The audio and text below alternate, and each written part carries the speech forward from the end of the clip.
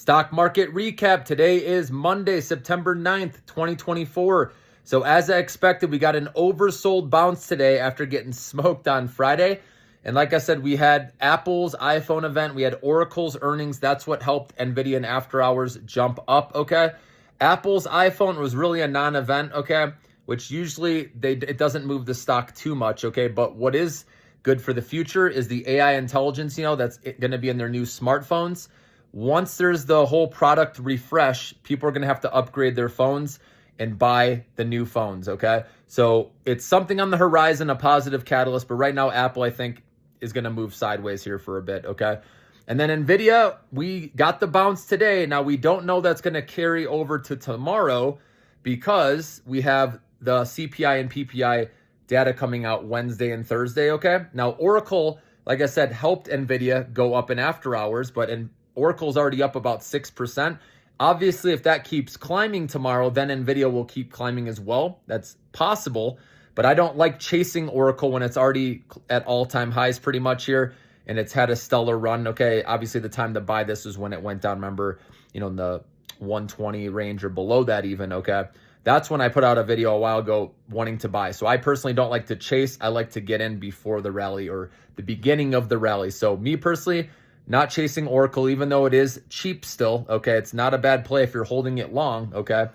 But NVIDIA got a bounce because of that, and we need to see what happens tomorrow. This week can still be choppy, but next week is when I expect things to get back on track, especially actually after Thursday this week, because we have PPI, like I said, CPI is Wednesday, PPI Thursday, and after we clear through that, if those numbers come in line with expectations or right around there, not too weak, not too strong, then that's going to be good, and the rally could actually start Thursday and go into Friday and continue into the next week as we approach the interest rate cut. Remember, that's happening September 18th. But I really do think markets will bounce back, guys, but it's hard to see that in September when the sentiment is negative, right?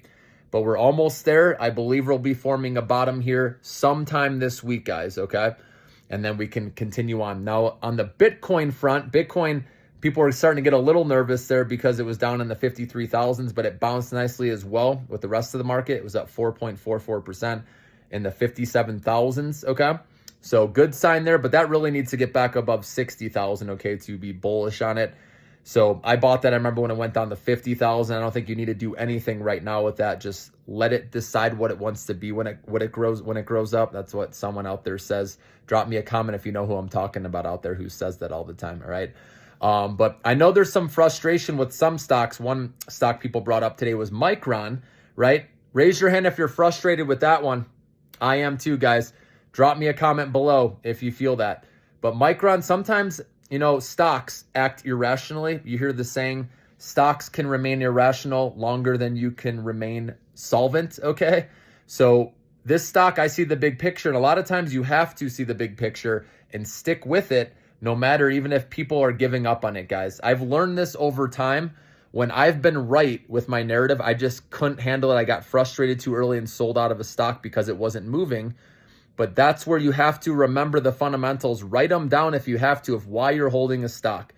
And if you remember the fundamentals and what this company is doing, you're like, yes, I'm definitely holding this, right? Because the upcycle just started with the memory chips, guys. They're working with NVIDIA. They're going to be in the Blackwell chips. A lot of these mega caps will eventually work with them as well. They're building plants in the US, okay? And Intel's struggling right now, so Micron should benefit there. There's a lot of reasons, guys. And this is when you want to be buying, when everyone else is leaving it for dead. They're saying, screw this, right? It's not going anywhere. There's no stock price reaction. This is where patience pays off, guys. So this is when that's why I told you it's one you got to hold for at least a year, okay? And so don't even look at that one. Don't let it bother you, okay? Just stash it away. And like I said, that'll be higher by the end of the year even, okay? But if you want to see the big returns, you got to hold longer, okay? Because I do think one day it's going to get back up close to where its highs were, remember, around 150. All right. And then NVIDIA, like I said, we got to see what happens tomorrow. If it can follow through with Oracle's good report, I could see that happening. Okay. And going up a little, and maybe FOMO gets some people in. Okay. But we're not out of the woods yet.